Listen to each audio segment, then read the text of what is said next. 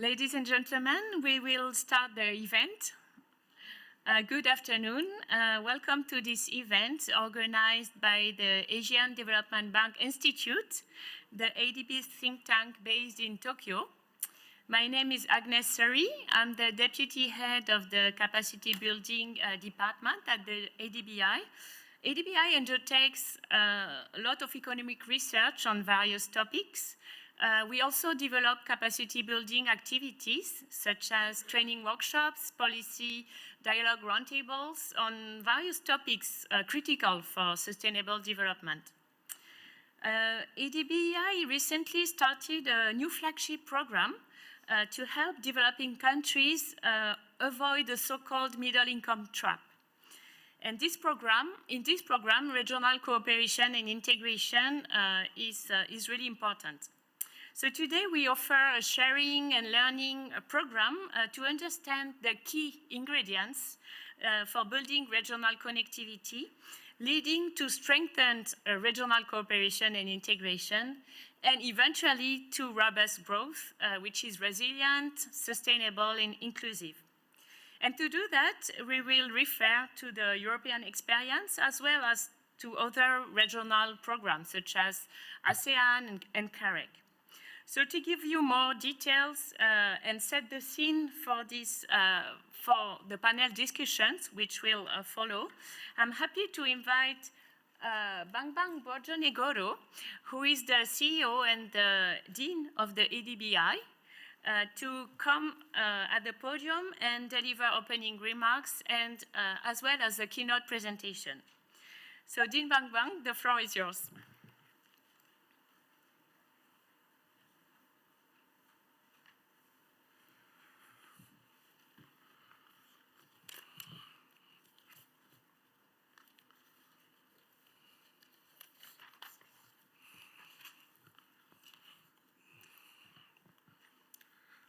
Thank you, Agnes.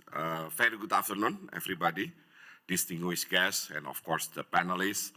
Welcome to this event, Stronger Together, How Regional Connectivity Can Accelerate Asia and Pacific's Growth, as a part of 59th Annual Meeting of the ADB. Special welcome to our distinguished panelists, DG Leah Gutierrez, Ambassador Romana Vlahutin, Mr. Edvardas Bumsteinas of EIB. I would also like to acknowledge my ADBI colleague, Deputy Dean Dr. Byungsik Jung, who will moderate today's panel, and Senior Research Economist Dr. Arief Ramayandi. Thank you all for joining us today. And thank you, Agnes. For those I have not yet met, I am Bambang Brodjonegoro. I serve as Dean and CEO of ADBI, ADB's policy think tank based in Tokyo. Since our establishment in 1997, ADBI has produced policy-oriented research and capacity-building activities to support sustainable and resilient development across Asia and Pacific. In December 2025, we launched our new flagship program, Shaping Asia's Future Prosperity with Quality Growth. Developed with many international partners and leading regional think tanks, the program helps developing economies overcome the structural bottlenecks that prevent them from reaching high-income status and identifies the drivers of sustained, inclusive, and resilient growth. Central pillar of this work is regional cooperation and integration.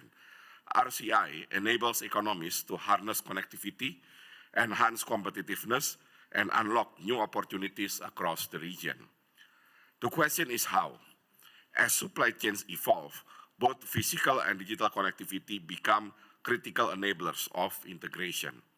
What lessons can we draw from Europe? How can frameworks like ASEAN and CAREC strengthen linkage, accelerate technology diffusion, and support green infrastructure? Today's discussion will explore this question and highlight practical policy solutions to advance regional cooperation across Asia and Pacific. Let me now set the scene by sharing key insight from the World Bank Group's World Development Report 2024, The Middle Income Trap, the report that inspired our flagship program, as well as the recent Asian Economic Integration Report 2026. Okay, so let me jump directly to the kind of the conclusion from the World Development Report 2024. From around more than 140 middle-income countries in 1990s, during the period of 1990 to 2024, meaning around 34 years, only 34 countries have been able to avoid the middle-income trap, meaning the rest of 108 countries still in the middle income. And if we look at the 34, and this is the reason why we are talking about regional cooperation integration and why we also invite speakers from Europe, is because from the 34, as you can see clearly, majority coming from Europe. And the majority of from the Europe are basically the new members of EU. So the role of EU is very critical. They become the new member of EU, and not long after that, they achieve high income status. And I think the last groups of Eastern European that becoming high income economies is Bulgaria, Romania, and Croatia.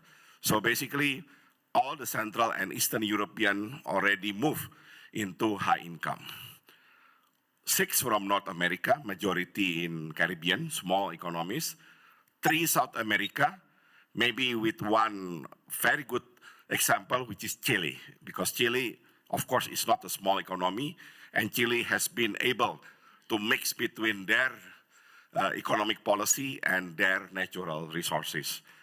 3 Middle East, as you can see clearly, this is more oil income, relying on oil. 1 Africa, which is very small, Seychelles, and only 6 from Asia and Pacific. So why should we care if from Asia and Pacific only 6? Because if we look at the story of the avoiding middle income trap, maybe every Asians, if we look back at our history, remember 1990s, the East Asian miracle. So we always think as an Asian that if there is economic miracle, it will come from Asia, and especially initiated by the East Asia in 1990s. One of them, of course, and also part of 34 is South Korea. But then, when we look at this report, then we are wondering, why suddenly the miracle move from Asia to Europe? And this is not really the miracle. This is a hard work established through European Union. And that's the reason why we launched our study, and the way we work with our study, we are trying to set up 5 pillars to make our study comprehensive enough, especially for policymakers in Asia, trying to find ways in order to be high-income economy. The first pillar, of course, is always very important, macroeconomic stability and international finance. The second pillar, which is today's topic, regional integration, trade, and industrial policy. Because when you are talking about regional integration, there will be component of trade, and there will be component of industrial policy itself. So I think today's discussion about the pillar 2, I think will be very helpful for us in order to make our study more comprehensive and also more applicable to majority middle-income Asia. The third pillar is, of course, the current trend about digital transformation and innovation. The fourth pillar, which is quality of growth, inclusive development and quality of growth. The fifth pillar, we are talking about sustainability, sustainable infrastructure and climate resilience. So we hope by combining these 5 pillars, we can cover majority of economic aspect in most of the Asian middle-income economies. Last year, around November, we did our annual conference with the kind of similar topic, fostering regional cooperation and integration for attaining high-income Asia. What are some key takeaways that could be discussed also during today's discussion? First, RCI, regional cooperation integration, is indispensable for Asia's high-income transition. I think European Union case told us that now, instead of being at your own and trying to become so-called Superman, you need support, you need help from others. And those support might come from other countries, other economies within the integration. It could be just trade integration, but it could be like almost kind of economic integration like EU itself.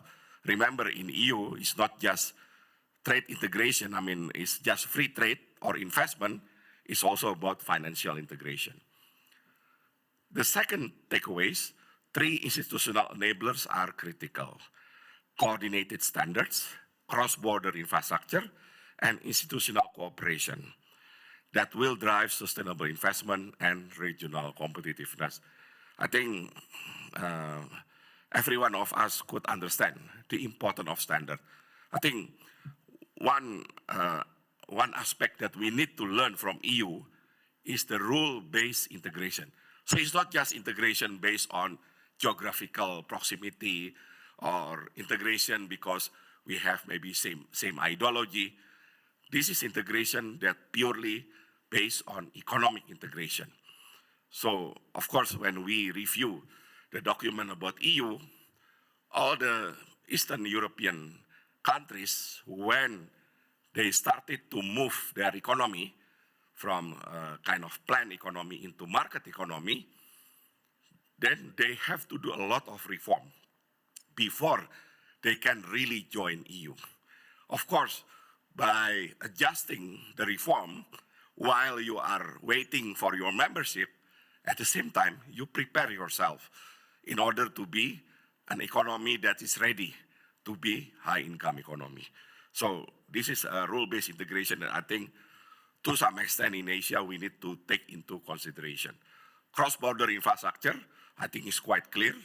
I think in Europe, it's not just about railway, about the road network.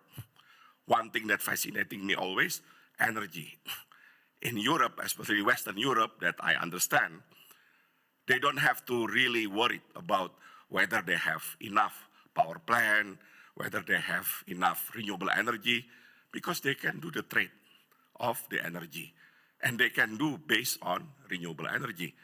And that happened, one of them, of course, because of the strong integration. The third takeaway is frontier agenda goes beyond goods trade or trade of goods. I think in the current situation, of course, trade of goods is still important, but you need to start to consider labor mobility, digital services, and remember now, basically, when we are talking about trade of services, it will be dominated by digital services. And of course, as I mentioned, regional electricity integration, okay? The fourth takeaway, no country can navigate today's challenges alone. I already mentioned to you. Now in today's condition, you cannot be the Superman that could be different from any other, and you can achieve whatever you want only by yourself. Now, the dependency rate is quite high, so you need to muddle through all the kind of dependency, integration, and at the end, if you can find the right integration, then it's time for you to be in high-income economy. Last but not least, RCI is not a complementary agenda. We will be kind of positioning RCI more as a strategic agenda. So RCI should be like one of the top priority before we are talking about other economic strategy. Rather than just making RCI, oh, this is just complementary. The most important thing if you are doing your economic reform. I think economic reform is important, but integration will be helpful. And then, although we don't have the integration like EU, but at least if we look at some study, Asia-Pacific integration has accelerated faster than any other region. So Notably, the region accelerated faster than any other in 2022-2023, while integration in EU and North America plateaued. Of course, we know the integration in EU and North America has been very intensive in the past.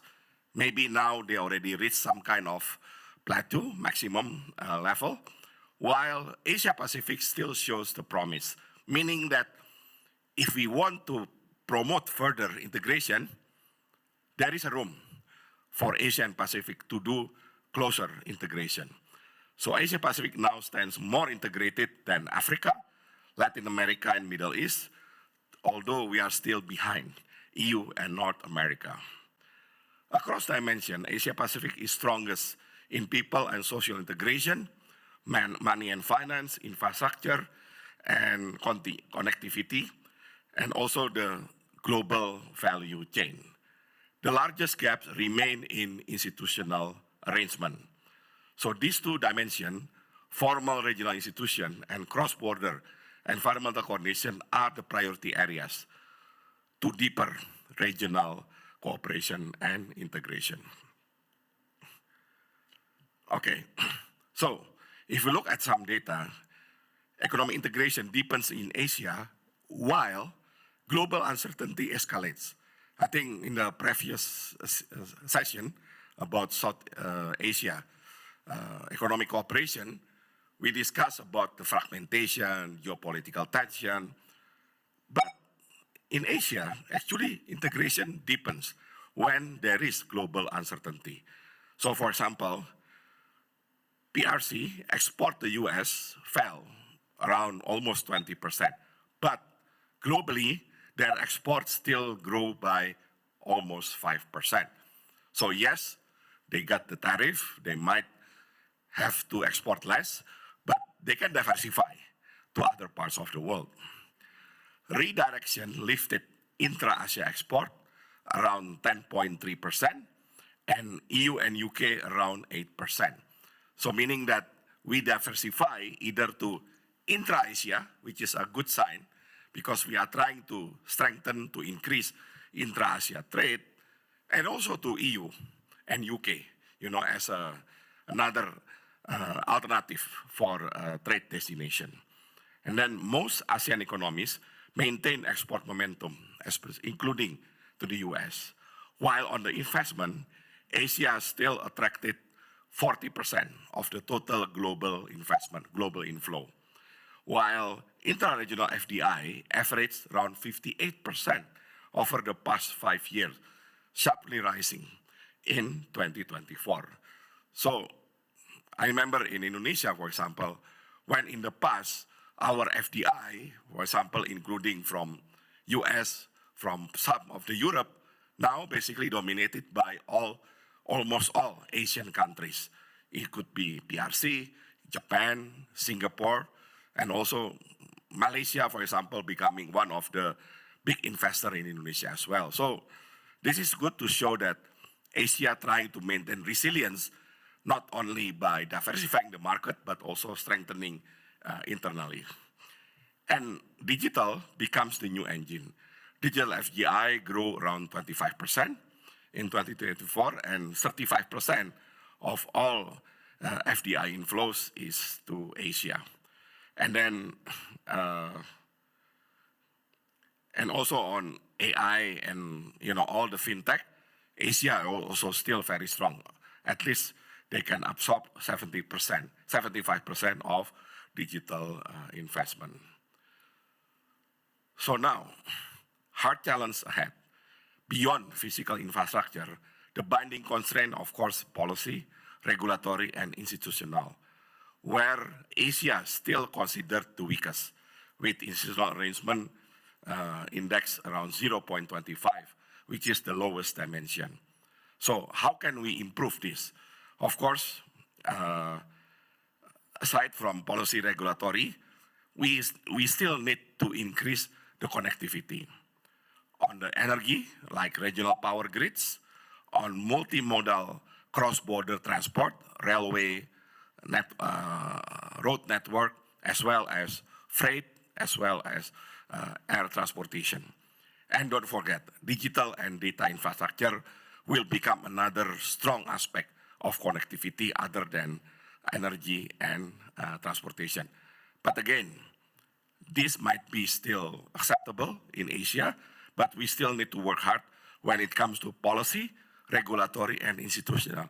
And this is the area where EU is considered one of the best when it comes to the policy, regulatory, and institutional, because those are the things that becoming like the requirement, hard requirement when a new member trying to join EU. Okay, so maybe this is like the introduction for the topic that will be discussed later, led by Deputy Dean Jung. But we really hope that Asia can learn a lot from other parts of the world that has been successful, at least to help the member countries of the integration, avoiding the middle income trap and becoming high income economy. Thank you very much.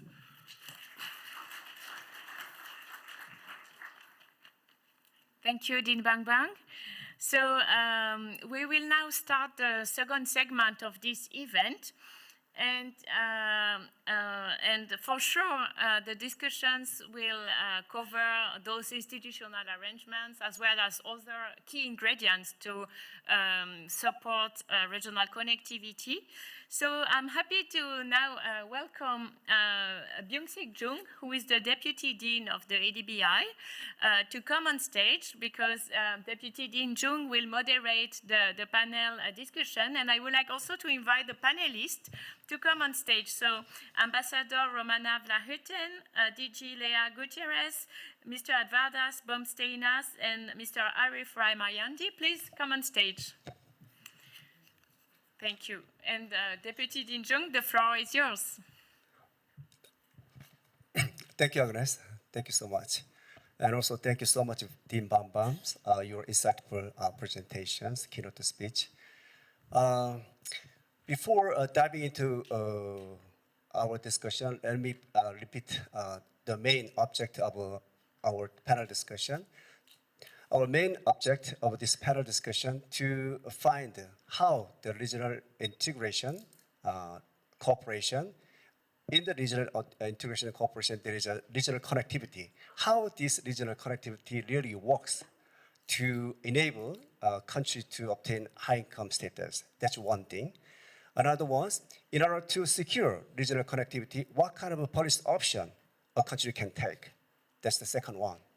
So if we set up the regional connectivity, then what ingredients would really make that regional connectivity work for the economic growth, not only of individual country, but also regional capacity? That's the three things we want figured out through our discussions.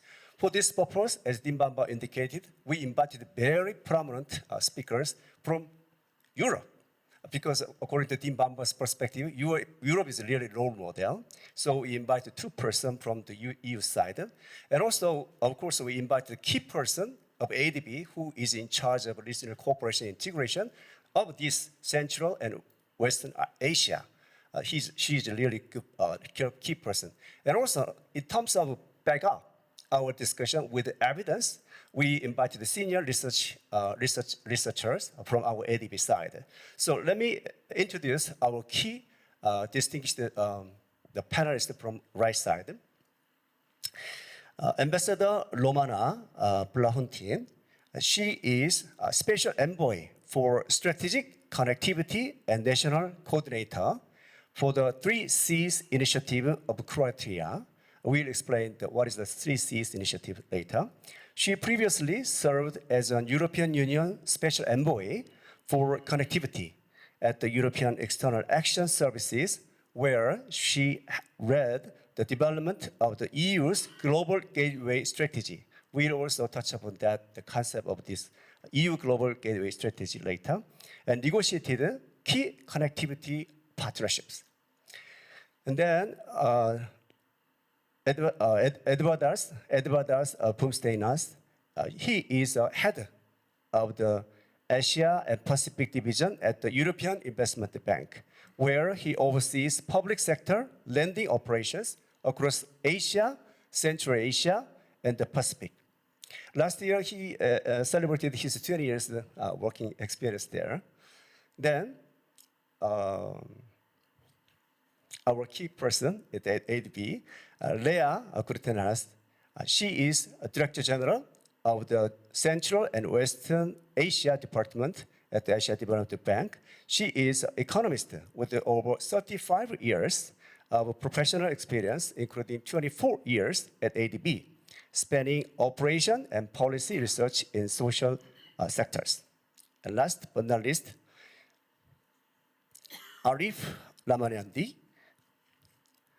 He is a senior research economist at the Asia Development Bank Institute. He is a second dean from Asia Development Bank, where he contributed to macroeconomic surveillance and to the Asia Development Outlook. Now you can tell how we have great speakers and panelists as a resource persons for our the discussion to enrich our discussions. Okay, with that, let's have a first round of discussions. First, let me invite Leah. Even though Dean Bambang overall evaluated the level of regional cooperation integration in Asia and the Pacific, but let's focus on Western and Central Asia because you are in charge of that area. What's your view? What kind of evaluation would you give for in terms of regional cooperation integration for this area? And what's the key challenges for the further deepening regional connectivities? Thank you very much, Deputy Dean Jung, and good afternoon, everyone. First of all, thank you very much to ADBI for inviting me to this panel, and thank you for your question. Going to your question, of course, the first thing I will have to think about is what's in the Asian Economic Integration Report for 2026. And what it shows is that the CAREC members are actually more deeply integrated outside Asia than with each other. So basically, CAREC members still have ways to go for integration within the region. Now, however, the share of goods traded has been among CAREC members has been increasing, and investment has also roughly doubled over the past 2 decades. Now, technology and digital connectivity is also playing a role in strengthening sub-regional integration in the region. And of course, this is along with institutional integration and infrastructure connectivity. We all know that there's enormous potential for RCI in Central and West Asia, given its strategic location as a land bridge connecting some of the world's largest economic centers. To realize this, however, first of all, the region must adapt to the evolving global and regional landscape, and this includes responding to its own diversity. When we talk of the Central and West Asia, the countries actually span several geographical regions, and all of them, so we have Central Asia, the South Caucasus, we have East Asia, and we have South Asia. So this actually, they bring varied interests and priorities and different developmental needs.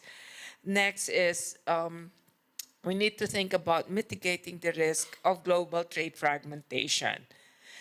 While the impact on, let's say, on the Central Asian, on CAREC countries is mixed, there is need to diversify trade and strengthen regional cooperation to mitigate such external shocks. Also, the region has to navigate geopolitical developments globally. And last but not the least, it needs to address climate change, climate risk. Most of the investments in transport and energy corridors are increasingly exposed to climate risks. Now, at the same time, while the region has heavily invested in infrastructure, really those investments still have to be translated into deeper rather than but intra-regional trade and economic integration. And trade diversification also has been modest. So as it moves forward, there are significant soft infrastructure barriers and other challenges that need to be addressed. This includes the need for harmonized standards, as the Dean actually mentioned earlier. Also, again, there is fragmented border management in the region. We also see weak digital connectivity and regulatory misalignment that limit cross-border e-commerce, adoption of paperless trade, among others. We also see weak institutions and weak interagency coordination, which undermine the opportunities from economic corridors and trade agreements. And last but not the least, for the financing gaps to promote regional cooperation and integration, particularly the next generation of projects and programs, which are much more capital intensive, we do need to work with the private sector. We need to mobilize private capital for cross-border infrastructure, logistics hubs, ICT infrastructure, energy systems, among others. So to conclude on this question, we really need to foster a more diverse and innovative solutions to address the multifaceted challenges facing the regions, regional cooperation and integration. Thank you. Thank you so much. He's the point person who knows exactly what's going on. This Western and Central Asia. From our perspective, he gives some good the point for the in terms of regional cooperation integration for this region. But there are many things to be done, right, for the further development, especially border trade facilitation for the purpose and digital connectivity and the climate. In response to climate change, there is also connectivity should arise. For that purpose, as Dean Bambang mentioned, the institutionalizations and the standardizations are quite essential things. We'll listen another opinions later. Probably that issues will be repeated moving forward. Thank you so much for your sharing your insight. Now let's move to let's have a time to learn the lesson from the European cases. Let me give this question to Ambassador Romana. Previously, you served the EU's special envoy for the connectivity at the European External Action Services. As far as I know, you at the time led the development of EU global gateway strategies. Tell me a bit more. What's the concept? What's the main elements of the EU global gateways? Why was it developed? And in this program, why the importance was given to regional connectivity? Thank you very much. And first, thank you for inviting me. I have for long been admirer of the work of ADBI and used a lot of your research in what we were trying to do in the EU.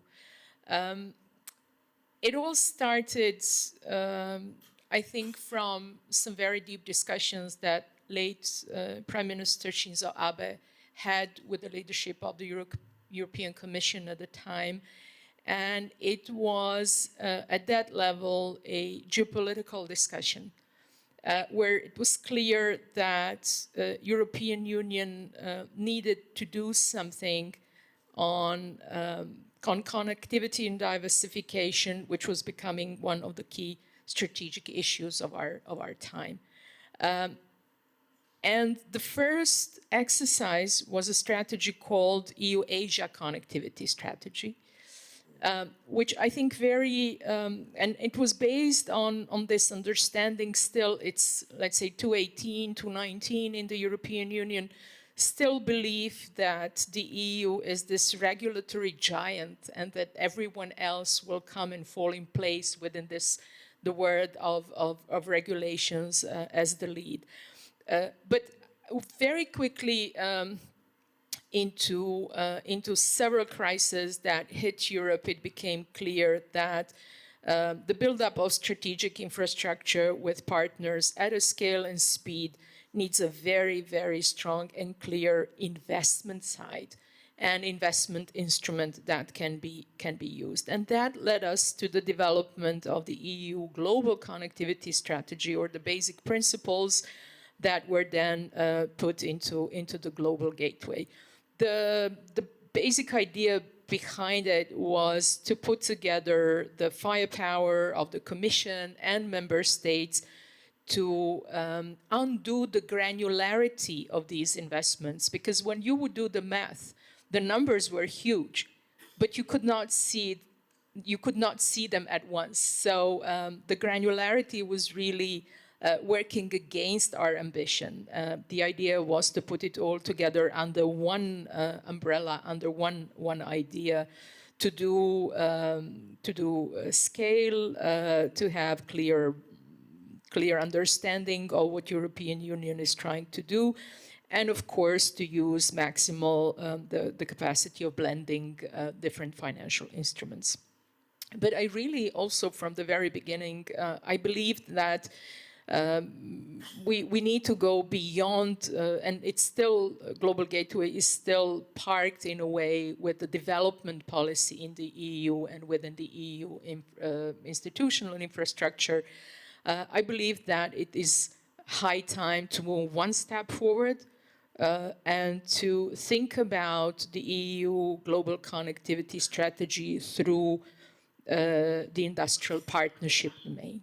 I think it's extremely important for the Europeans, first and foremost, to fully embrace the fact that public money is not enough what needs to be done, that we have to have a far better and maybe more intelligent incentives for private capital to come, not just for private sector to invest, but really for venture capital to come, and that we have to sit down with our partners, and in this case we're talking about our partners in Asia, and think about the plethora of instruments that would forward this agenda.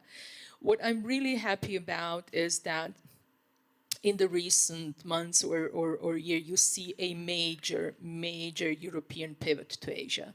You have seen free trade agreement with India, you've seen upgrade of trade agreements with Indonesia, you see that there is a lot of outreach, and that is, I absolutely think, the way to go. The full scale and scope of EU-Asia coordination and working together on different elements, and in particular on connectivity, is yet to come.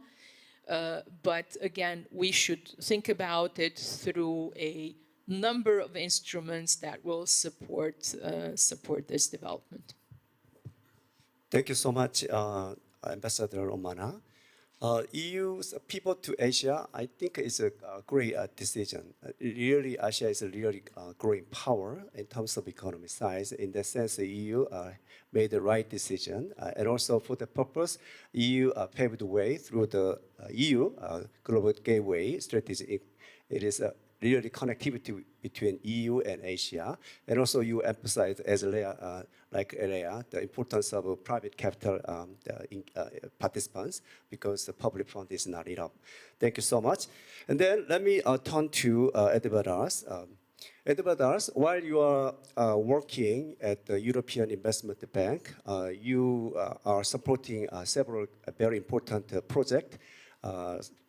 For example, Trans-Caspian Transport Corridor and the Middle Corridor in Central Asia, which is implemented with the European Commission and EBRD and World Bank, as well as ADB, and also ASEAN power grid, as Dean Bambang mentioned. That it is originally implemented under the leadership of ADB, but actually EC European Commission also is involved in this one, and also World Bank. So please let us know what's the story behind this big project, and what are the key elements? Of course, this project requires a lot of huge the volume of financial resources. Apart from financial resources, there must be some other ingredients which would be essential to make this project possible. Please share with us. Well, thank you for this question, and thank you, first of all, to the ADB and to ADB Institute for having invited me to this panel. And for me, it's a sort of a double grace to be part of it, because I'm also a researcher. I'm a researcher at KU Leuven and Ghent University. So it feels to be a very good fit, and I'll be inspired by all of your contributions in my own research work as well. And I would like to start by one thought that was triggered by a presentation by Dean Bambang Brodjonegoro, when you showed this very impressive slide with countries transitioning from the middle income to high income country status. I come from Lithuania. Lithuania joined the European Union in May 2004. A question to the audience: how many years it took Lithuania to transition to high income country?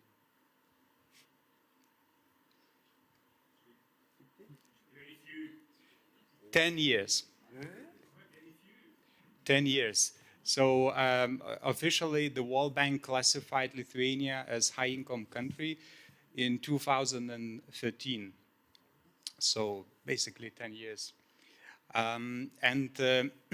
Lithuania, of course, was already a middle-income country by the time it joined. And in fact, I was working for the government of Lithuania before the entry of Lithuania, because every country has to adopt so-called acquis communautaire. All the laws of the European Union have to be introduced in the national legal base. So I was at the time heading Foreign Investment Division, and my job was to ensure that one of the freedoms, and there are 4 freedoms in the European Union, is fully transcribed into the Lithuania's national law.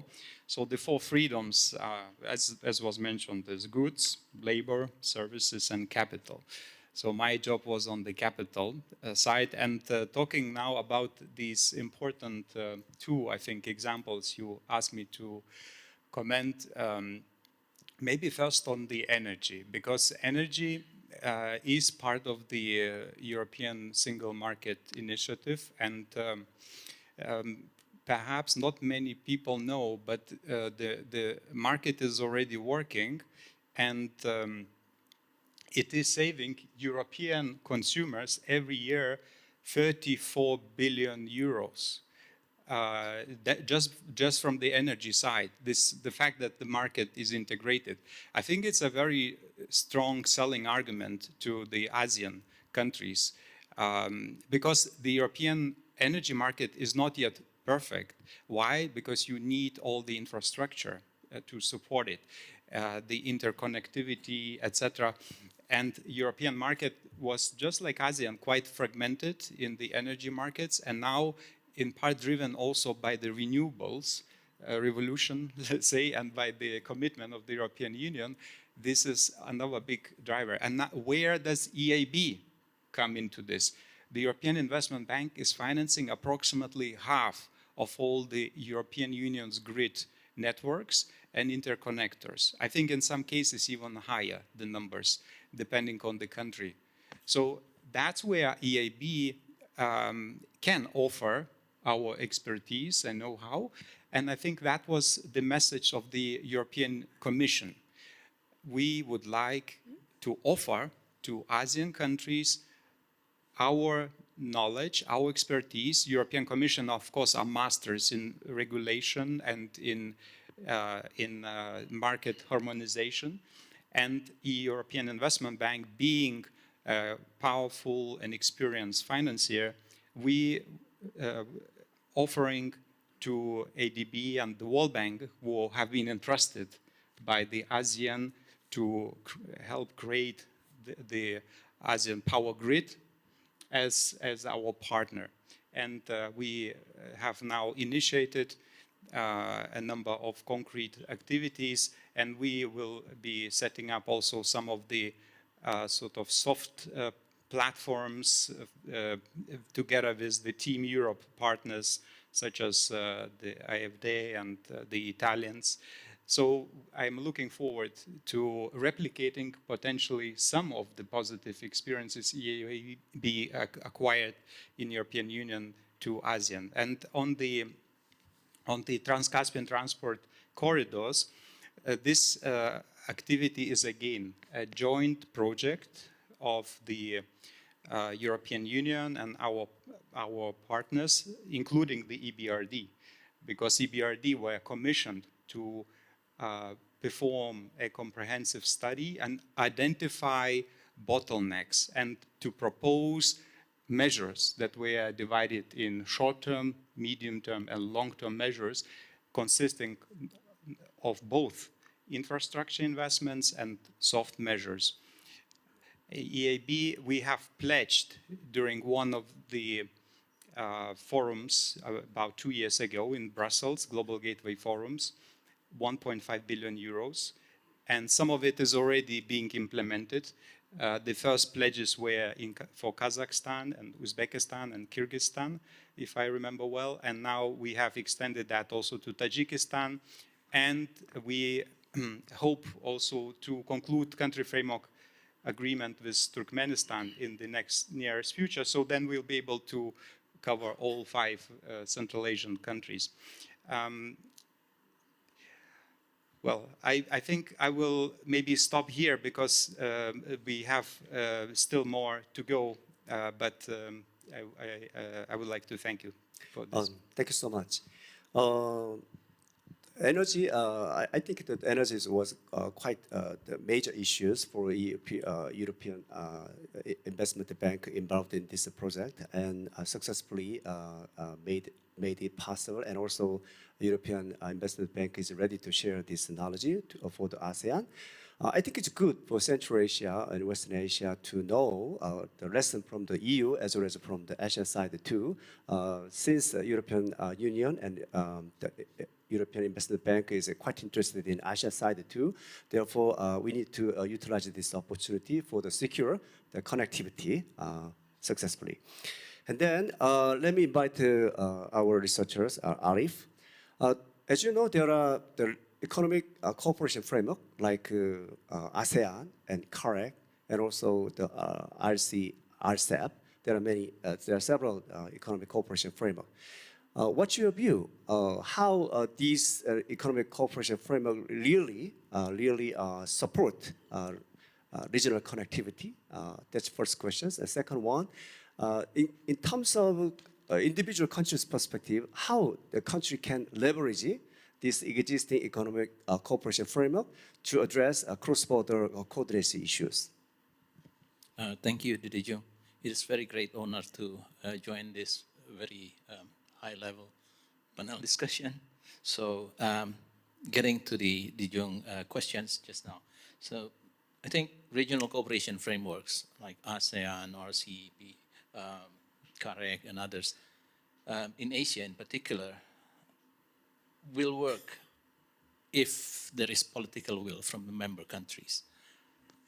Given that, I think these regional cooperation frameworks can then systematically be playing a coordinating role in facilitating the regional connectivity by first aligning the rules and regulations across countries, harnessing incentives, and promoting collective actions across borders to promote connectivity. So that's one of the things that we need to have. While doing that, I think we also need to bear in mind that RCI is not a substitute for domestic reforms. Because at the end of the day, as Dean Bambang mentioned earlier in his presentation, high income aspirations, productivity gains, structural transformation will still depend mostly on country national policy. But RCI can play a great role in supporting these goals by widening market opportunities and strengthening development capacity of these different economies together. So at the end, Asia should use regional cooperation to build resilience, raise productivity, and support inclusive development, which goes beyond just lowering tariffs and expanding trade among each other. So in the next phase of integration, I'd like to see how more strategic and more focused actions on shared capacity is going to be enhanced through this regional cooperation integration mechanism than just going for market openness alone.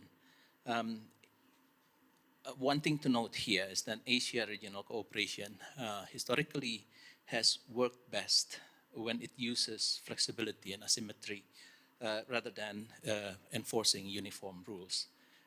This thing points out on this solidarity through asymmetry approaches that has been underlying the ASEAN integration mechanism, as well as the RCEP special and differential treatment in terms of trying to get into agreement on what to do in economic progress. On your second question, I would say there are three things that needs to be emphasized on. First one is to turn or to shift dialogue into actions. You can use the regional cooperation frameworks as a platform to resolve concrete coordination gaps through task-based working groups, clear mandates, as well as timeliness. The second thing is to harmonize rules and investments opportunity, aligning standards and regulations, and jointly plan cross-border infrastructure to reduce fragmentation and inefficiencies. This is pointing into one of the largest gap that Dean Bambang mentioned earlier in his presentation as regards to cooperation in Asia in particular. And the last one is to anchor cooperation with data and incentives. This is pointing into sharing regional data, the importance of sharing regional data and link commitments into financing, capacity building, as well as peer accountability. Let me stop there. Thanks very much. Thank you so much. I want to draw your attention to Arief's the comments regarding the principle of regional cooperation integration in Asia and Europe. As you can recognize that in case of the Europe side, there is a union as a one market, the one standard, one rules, unity in terms of regional the institutionalization, I think number one in the world. But whereas the ASEAN side, Arief mentioned that flexibility, different treatment, special different treatment. We have to think about these issues very seriously in terms of institutionalizations, whether it's beneficial, it's good, or it's a kind of a bottleneck, could be barriers. I'm going to respond to these questions, but anyway, keep in mind, this is very important issues in terms of approaching institutionalization of these regions. And also, he mentioned that the importance of the standardization, the policy will. In the previous meeting, we observed why South Asia still is struggling in terms of regional cooperation, regional connectivity, because of the different political intentions. In that sense, political the spirit, passion is quite important. Leadership is also very important. Thank you so much for your sharing insight. Now, let's turn to second round of our discussion. This discussion is based for the purpose of next step. In the context of next step for the securing the regional connectivity, let's have this second round of discussion. Let me invite the first Edvardas. You talked about the energy. As a keynote in the keynote speech, Dean Bambang suggested three areas, the important future connectivity. One is the cross-border, multiple cross-border transport. The second one is energy, regional, global energy grid. And the third one is digital. But let's talk about the energy side, because energy is number one. As Leah mentioned, energy is superb, very important. Okay, no. Digital side first, because we are living in the digital era. Please, as an expert, as a resource person regarding these issues, would you tell me what's the big difference, the digital connectivity from traditional or conventional physical infrastructure connectivities, and what kind of policy we need to implement these digital connectivity successfully? Well, that's a very big question. I was more thinking to narrow it to the satellite initiatives that the AB, in fact, has been promoting, particularly in this part of the world, in Central Asia. But some of the, I think, questions and lessons learned are probably applicable to other forms of digital connectivity. So for the satellite networks, they aren't confined to national borders, which means that one satellite system can cover an entire region or even a continent, delivering connectivity to multiple countries at once, including very remote parts and remote villages, areas. But then the cost is that you have to have this upfront big investment, sometimes costing hundreds of millions of dollars or euros, and there are some unique risks such as launch failures, in orbit malfunctioning, and then different operational challenges, because running a satellite network involves dealing with space and ground segments. You need to manage satellites in orbit, maintain gateway Earth stations, and ensure end-user terminals on the ground. And then you have regulatory oversight covering spectrum rights, orbital slots, ground licenses. In Europe, we do have the digital single market policy, which establishes common telecom rules. And in fact, in Europe, we don't have also mobile roaming charges across 27 countries. You know, some of the things in life that helped to promote private investment, because when private investors know exactly what the outlook for their investments is like, it encourages them to invest more. And we have here in the region a partner, SAS, which is based in Luxembourg, just like the European Investment Bank. SAS runs a global fleet of 120 satellites after acquiring Intelsat last year. And we have a long-standing partnership with them and the Luxembourg government. And we provided 25 million euro loan backed by Global Gateway Guarantee, and Ambassador Romana Vlahutin told you a little bit about the Global Gateway setup. Matched with 34 million EU grant to extend satellite broadband to 1,600 underserved villages in Kazakhstan, Kyrgyzstan, Uzbekistan, and Tajikistan.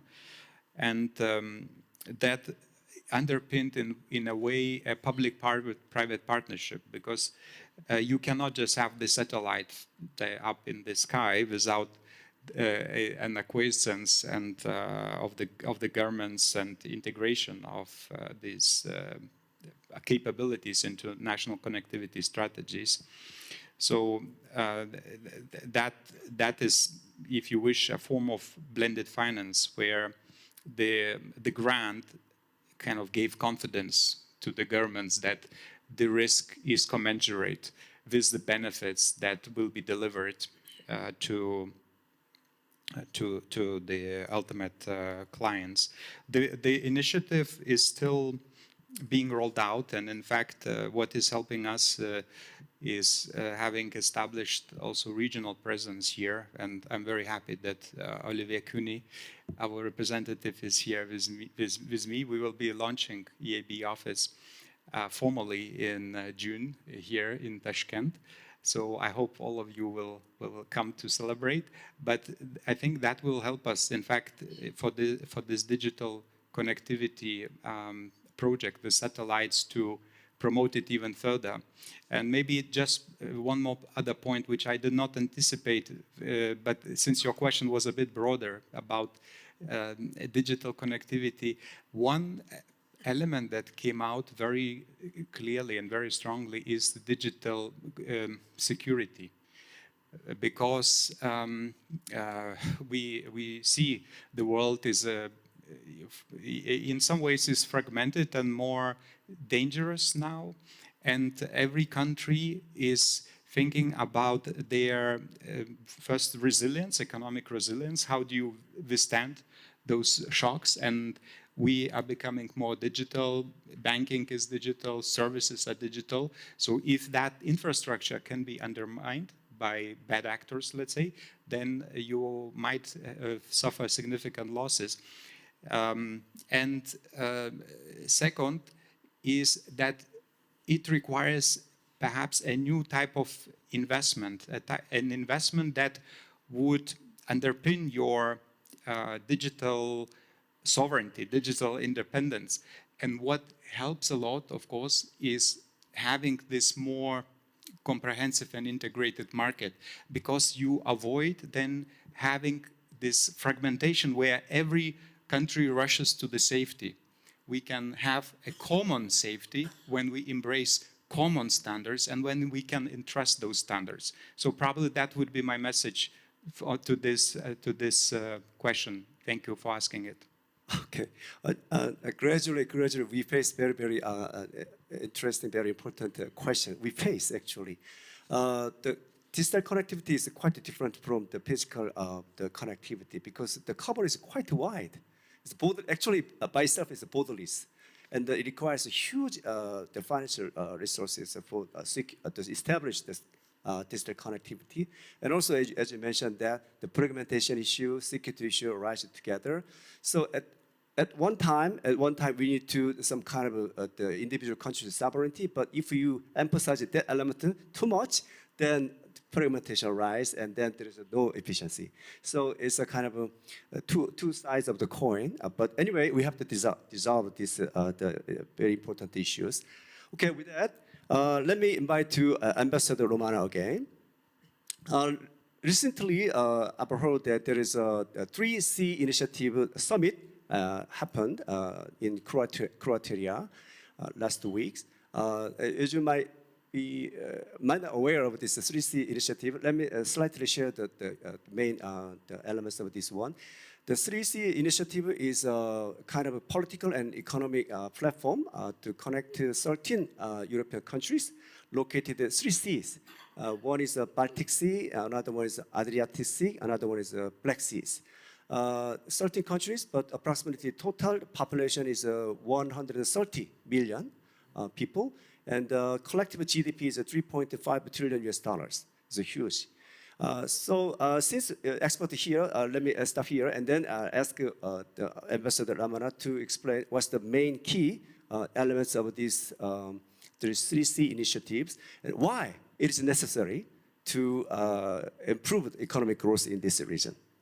Thanks a lot. I flew in from Dubrovnik, where we had this, actually turned out a huge conference. The gathering was of the politics, policy, and business, but our main audience was business. We hoped for around 700-800 participants. In the end, got 1,600. Which for us, it's an analytical piece, which I think proves the point that in the given circumstances of today's geopolitics, businesses are trying to orient themselves. They're trying to understand what is going on and which parts of Europe, in our case, and the world are more interesting for investment. I have a map, and I sent it to Agnes. I don't think we can have it on the screen. It's okay. Just try to imagine the map of Europe and think about this long north-south corridor, the backbone that connects the Baltic Sea, the Black Sea, and the Adriatic Sea. It's a region that comprises 13 countries, starting with Estonia on the north and ending with Croatia and Greece touching the Mediterranean through their own seas. It's, as you said, a place of a market of 120 million people with GDP last year, cumulative GDP 3.5 trillion. But not all is great in paradise, if you wish, in the EU. There are still major discrepancies in terms of the flows because of the history. Europe was basically built in infrastructure terms east-west. Everything was east-west, more or less. And this north-south dimension was missing and is still desperately missing.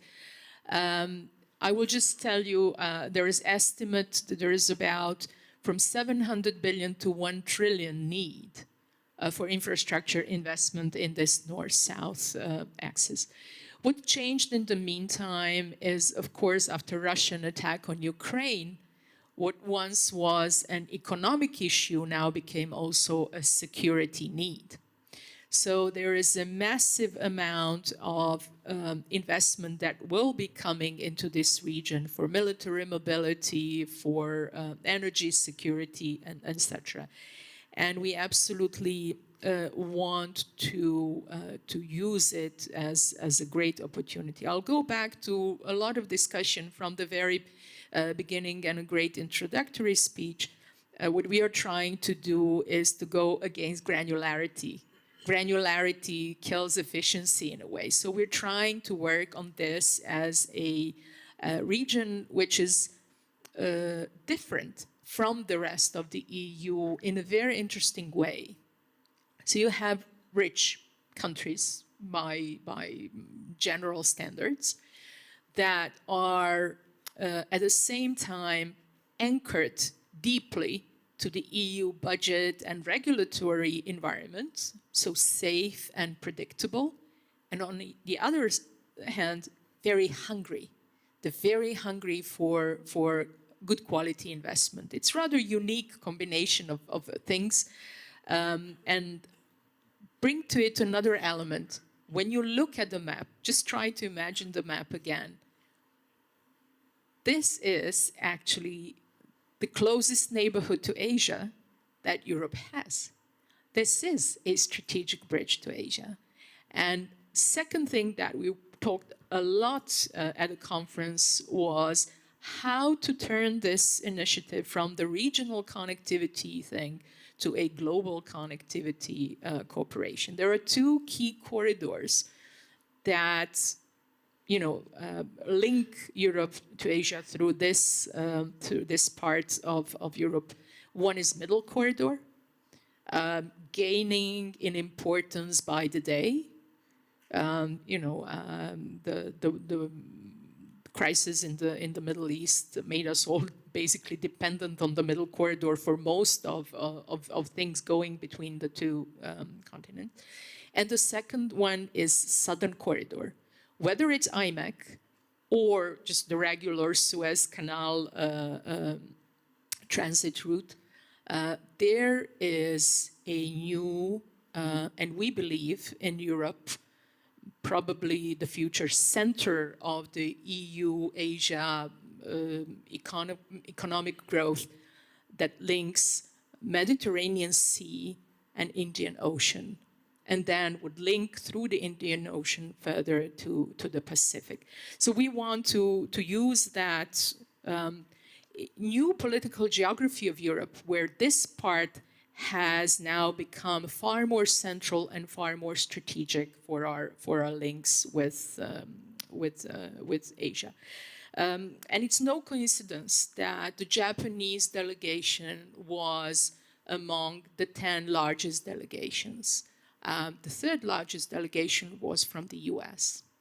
There is a very comprehensive cooperation with the US also, in particular when it comes to energy security. And this is something that helped this part of Europe also wind off Russian energy very quickly and safely. I think there is a lot that works for this new reality of Europe. For me, an indication also that JBIC, for example, is opening its second office in Warsaw.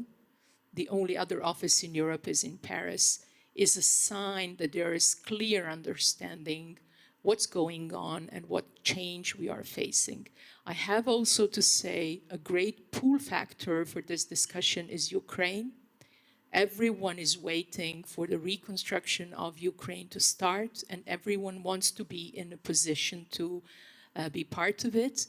Anything that is built in Ukraine infrastructure-wise towards Europe needs to go through this territory. So it's one land in a way, in infrastructure terms.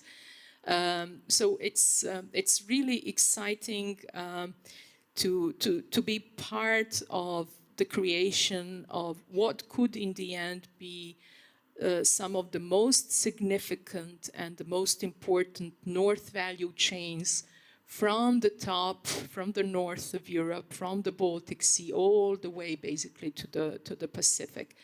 And we will absolutely enhance our cooperation with Asia, be it Central Asia, be it West Asia, South Asia, Southeast Asia. There is a lot to be built here. Thank you, Ambassador Romana. I'm heard that this 3C initiative was launched 10 years ago. 2016 is the 10th anniversary, but we'll see because EC is quite involved in this project. Therefore, as EC did before, definitely the progress, the development speed quite very high, speedy. So in that sense, I hope the CAREC Institute, CAREC framework also needs to be the good partner with the. If I may add one thing, for example, one of the key deficiencies in Europe in general, in this region in particular, is the lack of rail network.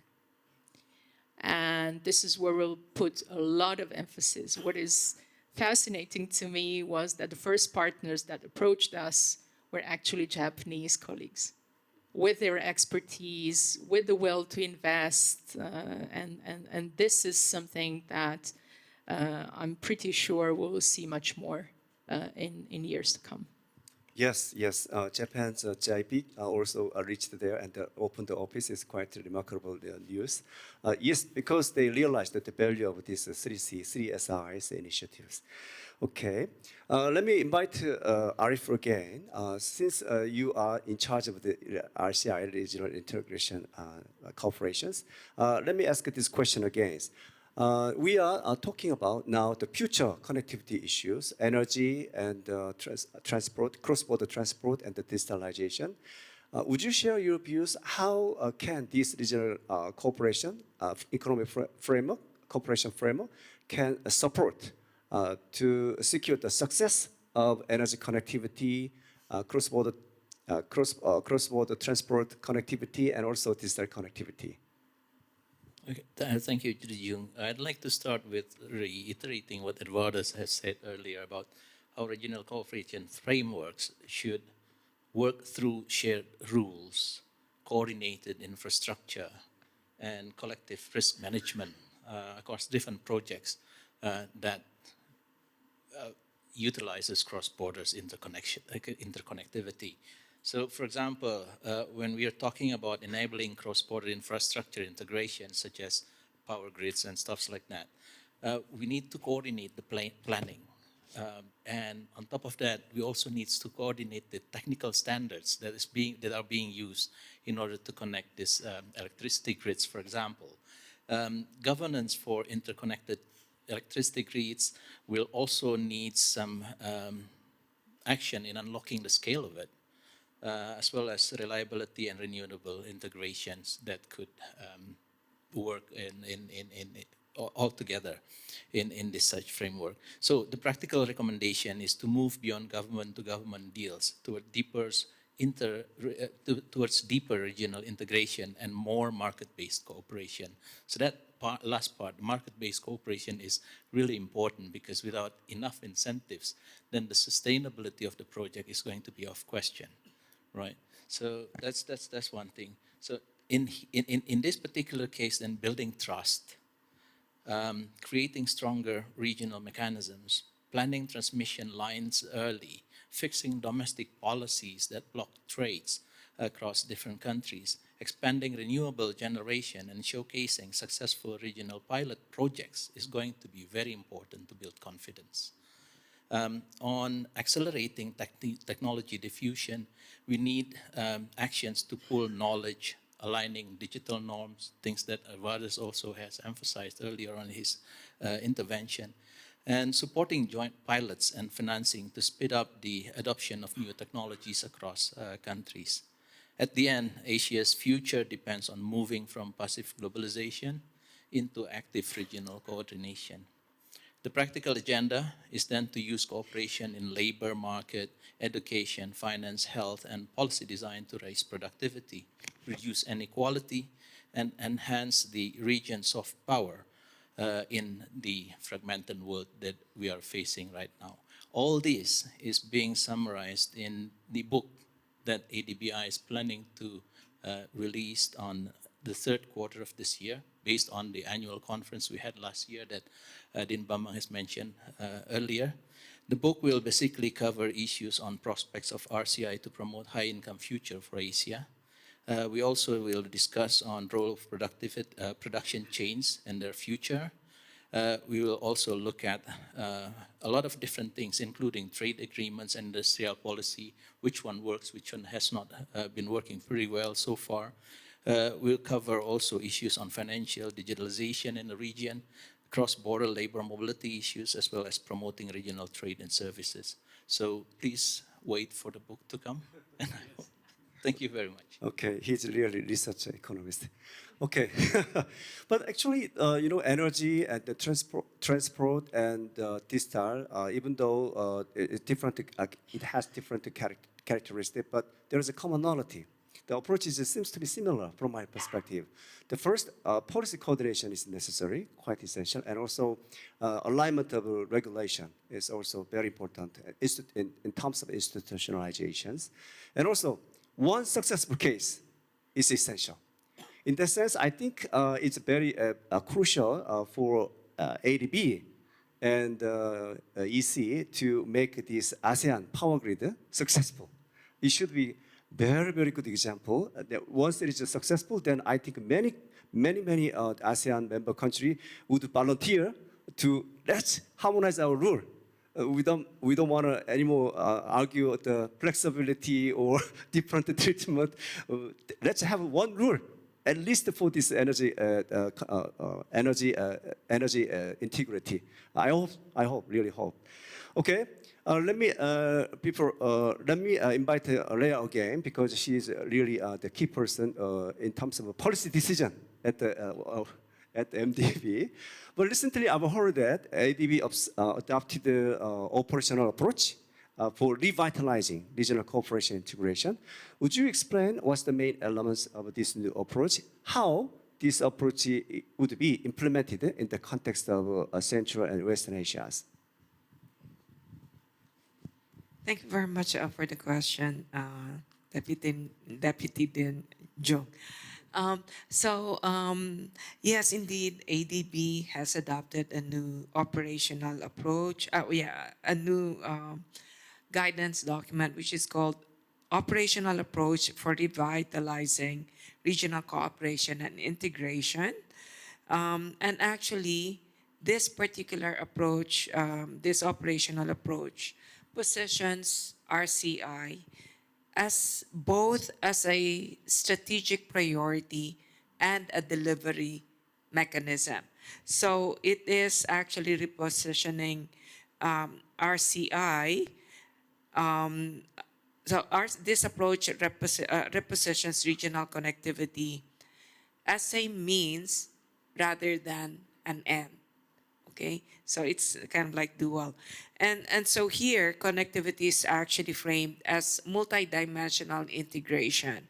And it combines physical connectivity, so that's the infrastructure, be they the transport corridors, the energy grids, or digital infrastructure. There's policy connectivity. This would be the standards, regulations, and market rules. Third is the institutional connectivity, and this is, again, the coordination mechanisms, the interoperable systems, be it particularly in energy or rail. Next is in market connectivity, and again, this is the value chains, the private capital. For us, this particular approach actually aligns directly with our own ongoing and future pipeline operations. It aligns very well because what we're doing right now is focused on building, we're transforming transport corridors into economic corridors, and basically it's a project plus approach. So, for example, the CAREC Corridor 2, which largely coincides with the middle corridor that has been talked about here, we're developing it as a multi-sector platform that integrates transport, trade facilitation, logistics services, energy connectivity, and also digital applications. Now, for the future, we're also looking at, again, the borders. And we have a proposal of coming up soon, which we call the CAREC Borders Upgrades for Integration, Logistics, and Development, better known as the BUILD facility. And this is basically to improve the efficiency of border crossings, harmonizing regulations and digital customs systems, and basically expanding corridor-based coordinated border management in selected points in the CAREC region. And then we also have, again, under the proposed Caspian Sea Green Energy Corridor, right now together with with Asian Infrastructure Investment Bank, we are financing a feasibility study for a renewable energy transmission link between Central Asia and Europe. As you know, there are some surplus renewable energy from Central Asia, and this could be transported through the Caspian Sea, go through the South Caucasus, go through the Black Sea cable, and then it would connect to Europe. So it is a very good way of supplying energy from Central Asia to the west to Europe. So we're really looking forward to the results of this feasibility study. And we also have in our pipeline CAREC Digital Corridor. And this complements physical corridors, and it would be addressing data transmission, digital trade, and ICT backbone gaps from Pakistan to Central Asia. I also would like to share that ADB actually has set an ambitious goal of having 30% of our operations focusing on RCI by 2030. And then in the CAREC region, we plan to invest over $10 billion in projects aligned with CAREC objectives from 2026 to 2030. So we are planning quite a bit here. And towards this particular end, we are embedding RCI in our what we call country programming when we discuss with government future projects, and in our project preparation across sectors in Central Asia. So really at this point in time, I must say that regional connectivity has never been much more critical in the CAREC region. And enhancing digital connectivity, trade facilitation, strengthening institutions would contribute to this. So we really are looking forward to working together in the region. Thank you. Thank you so much. Really, Leah's comments really made me happy. She has a dream and very detailed plan for this region. I'm very delighted and anticipating your plan really come true. We will support you as a ADBI associate organization, ADBI, really support you. CW, let's work together for the make your plan really possible through our collaboration. Okay. Now, thank you so much for your sharing your insight. We need more time to discuss, but because of time constraint, I have to open the floor to the audience to take questions. Please, any question is okay. Please.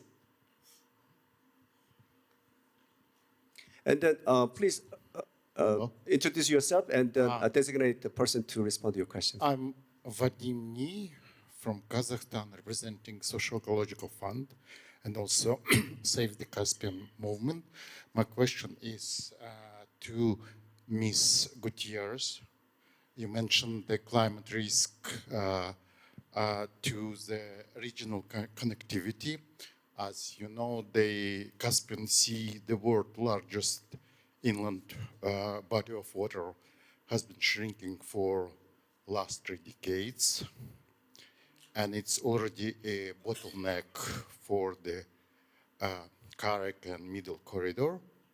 Is it considered, so the question, is it considered by the ADB as one of the climate risk to the regional connectivity? And if it's, will be somehow covered by the feasibility study you mentioned, and maybe in general how you are considering to contribute to the mitigation of this risk. Thank you. Get it? It's okay? Yeah. Okay.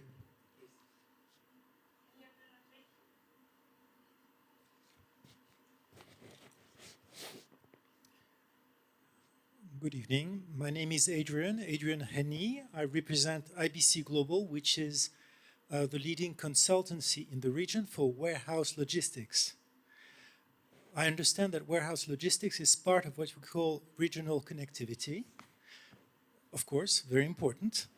But my question is, does the ADB and other organizations that are gathered here regard warehouse logistics only or mainly as part of connectivity, or do they also regard it as a development factors for plenty of other things? For example, warehouse logistics for the modernization of agriculture, retail, e-commerce, etc. So to which extent are you focusing when we speak about infrastructure only on the corridors and connectivity, or also larger development goals? Thank you very much. Thank you. Okay, the warehouse law, who would like to respond? Warehouse. Okay, in addition to climate change, Caspian Sea, please. Yes, sure, happy to. First of all, warehouse logistics is very much needed, whether we're talking regional cooperation or whether we're talking about connectivity or development. In fact, if let's say we're talking about agricultural products, it's the warehouse logistics, the supply chain for that is actually key to getting the product to the market, and it's and expanding this further into trading, then the role of the warehouse logistics is very crucial because of the fragility of many of the agricultural products.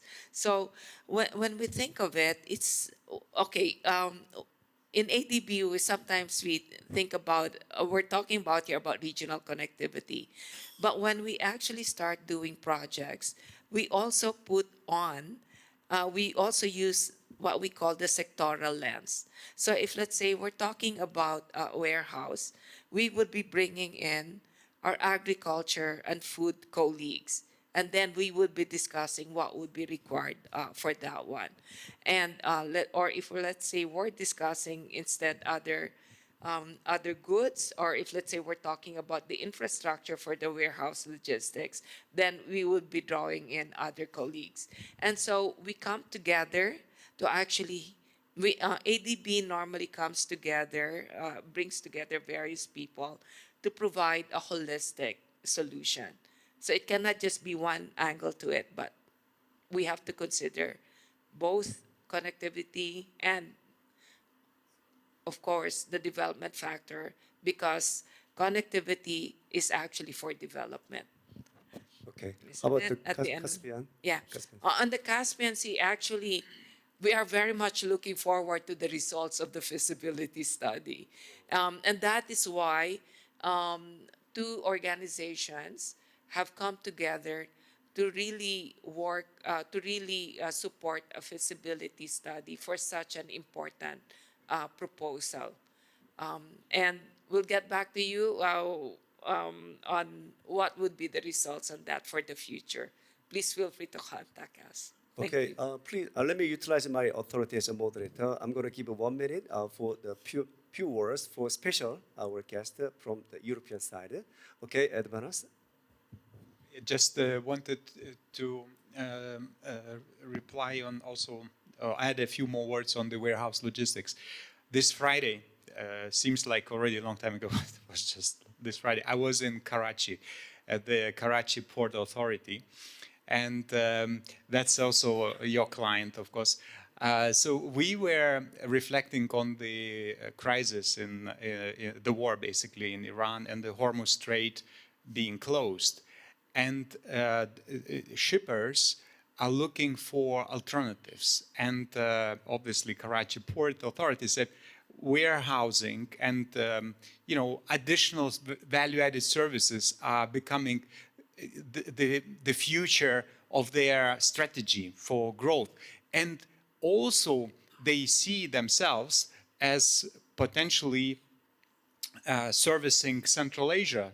So we have a very good example, the Kasa 1000, which is energy transmission, and this is a joint project, and EIB, in fact, is contributing to the Kyrgyz and Tajik part, and it is linking Central Asia to Pakistan. And what you said, the new ideas, new links, would appeal, I would say, to the current thinking. So warehouse logistics, I think this now suddenly has even bigger weight in all connectivity discussion.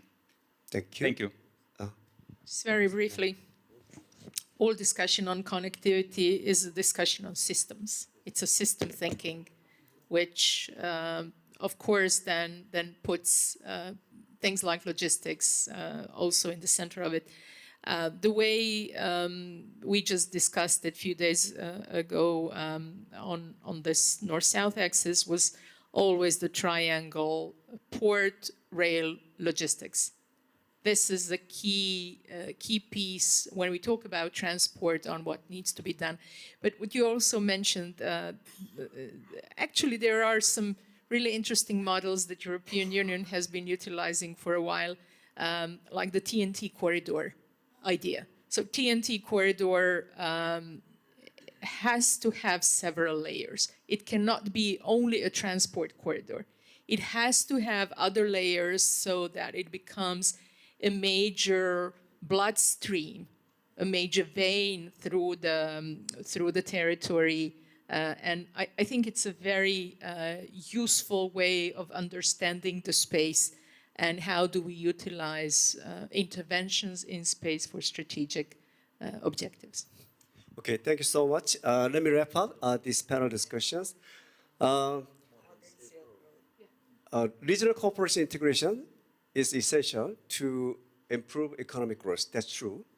But among regional cooperation integration, the essence is regional connectivity. Regional connectivity can be done through infrastructure connectivity, including digital connectivity. But without institutionalization, it would not be successful. But by the way, the institutionalization starts from our connectivity, the human's connectivity. We combined together, we share the idea. This is a starting point. So we have to continue our discussion.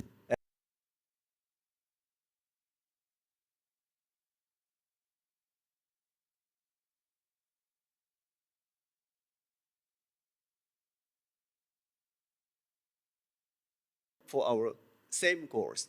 With that, thank you so much for your insight and also your attention. Thank you so much.